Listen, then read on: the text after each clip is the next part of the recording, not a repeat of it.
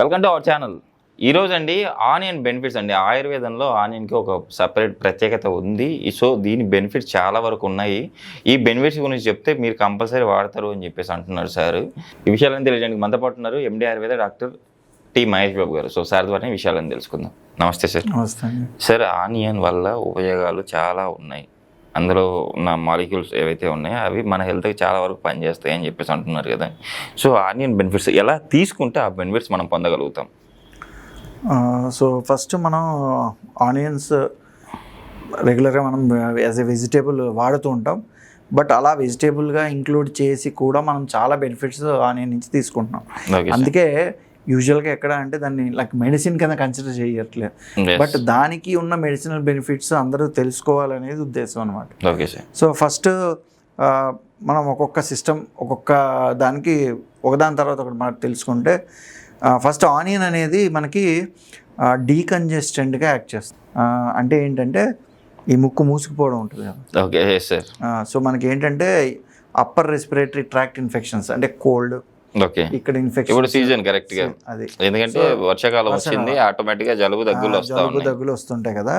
And ఇలాంటి ఈ part మన గొంతు పైనుంచే ఉన్న రెస్పిరేటరీ ఇన్ఫెక్షన్స్ ఉంటాయి కదా, వాటిని ఫైట్ చేసి ఇన్ఫెక్షన్స్ని తగ్గించగలిగే కెపాసిటీ ఉంటుంది.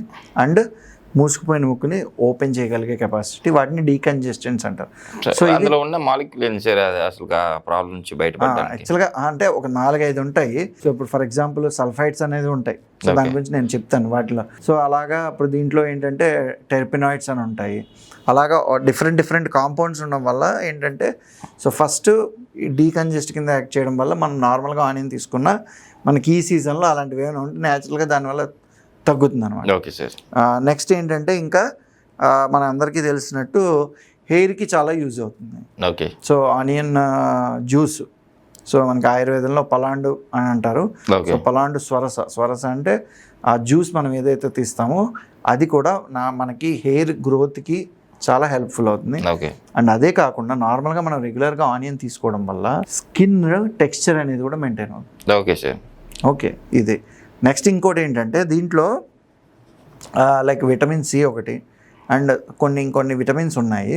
సో దానివల్ల ఏంటంటే ఒక యాంటీ ఆక్సిడెంట్గా కింద కూడా పనిచేస్తుంది. ఓకే. సో బాడీలో మన ఇమ్యూనిటీని మెయింటైన్ చేయడానికి హెల్ప్ అవుతుంది. Okay sir. అలాగే నెక్స్ట్ వస్తే దీంట్లో కొన్ని నేను ఇందాక చెప్పాను కదా,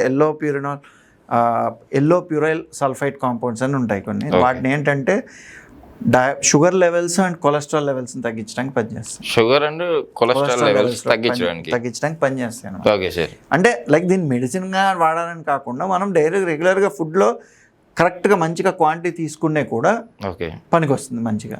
నెక్స్ట్ ఇంకోటి ఏంటంటే వీటిల్లో ఉన్న కొన్ని చాలా స్పెషల్ కాంపౌండ్స్ ఉన్నాయి.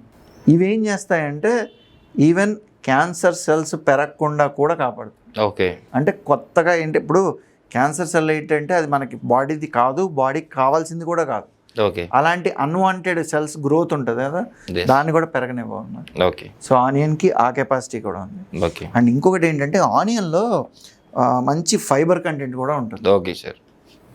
కాకపోతే మనకి వేరే కూరగాయల్లో కొన్నంటూ అంత ఎక్కువ ఫైబర్ కాకపోయినా దీంట్లో కొంచెం తక్కువ కంటెంట్ అయినా ఫైబర్ ఉండడం వల్ల డైజెషన్ అండ్ ఇష్యూస్ ఏమి ఉంటే కూడా సాల్వ్ చేస్తుంది. అండ్ అదేవిధంగా ఆనియన్ కొన్ని రీసెర్చెస్లో చెప్పింది ఏంటంటే టెస్టోస్టెరాన్ని బూస్ట్ చేసి సెక్షువల్ హెల్త్ని కూడా ఇంప్రూవ్ చేస్తుంది. ఓకే. సో దానివల్ల ఏంటంటే ఎరెక్షన్ లాంటి ప్రాబ్లమ్స్లో కూడా యూజ్. సో ఈ విధంగా ఆనియన్ అనేది మనకి డిఫరెంట్ ఏరియాస్లో మనకి యూజ్ అవుతుంది అనమాట. సార్, ఇప్పుడు యాక్చువల్లీ మనం అందరం కర్రీలో వేసుకుంటాం, అదందరం మనం బెనిఫిట్స్ పొందుతున్నాం. బట్ సపరేట్గా ఏమన్నా అంటే ఈ ఓవరాల్గా ఈ హెల్త్కి అలా కాకుండా ఇంకా వేరే వర్షన్లో మనం ఏమైనా తీసుకోవడానికి అవకాశం ఉందా?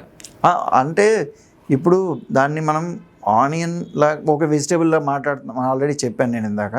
అలా కాకుండా రియల్లీ నీడెడ్ ఉంటే ఇప్పుడు మేమంతా కొన్ని మెడిసిన్స్లో యూజ్ చేస్తాం. ఓకే. సో ఆయుర్వేద వేరే వాటితో కలిపి. కాకపోతే ఓన్లీ దాన్నే చేయాలి అంటే అది దానికి ఉన్న టేస్ట్ మనందరికీ తెలుసు కాబట్టి కొంచెం కన్జంప్షన్ అనేది డిఫికల్ట్గానే ఉంటుంది. కాబట్టి నేను సజెస్ట్ చేసేది ఏంటంటే రెగ్యులర్ ఫుడ్లోనే స్కిప్ చేయకుండా క్వాంటిటీ కొంచెం ఎక్కువ ఉన్నా సరే రెగ్యులర్గా కన్జ్యూమ్ చేయడం అనేది కొంచెం బెస్ట్. ఉప్పు కారం వేసుకొని అన్నం పచ్చడి లాగా చేసుకొని కూడా తింటారు కదా సార్. పికిల్ అదే ఏ ఫార్మ్ ఆఫ్ ఫుడ్ అయినా పర్వాలేదు. ఓకే. అది అందుకే మీరు చూడండి, ఏ స్టేట్ అయినా సరే మన ఇండియాలో ఏదో ఒక విధంగా ఆనియన్ని ఒక ఐటెం లాగా చెప్తారు. మీరు అన్నట్టు ఒక చోట చట్నీ అంటారు, ఇంకో చోట కర్రీ అంటారు, ఇంకో చోట వేరేగా సర్వింగ్ ఉంటుంది. సో ఇలాగ డిఫరెంట్ స్టైల్స్లో చెప్పినా ఫైనల్గా ఏంటి, మనం ఏదో ఒక ఫామ్లో అది మన బాడీకి వెళ్ళాలి అనేదే ఉద్దేశం. ఓకే. అది లేదు, ఒకవేళ నిజంగా ఆ కన్జంప్షన్ చేయాల్సి వస్తే ఆనియన్ పేస్ట్ చేసి తీసుకోవచ్చు. ఓకే.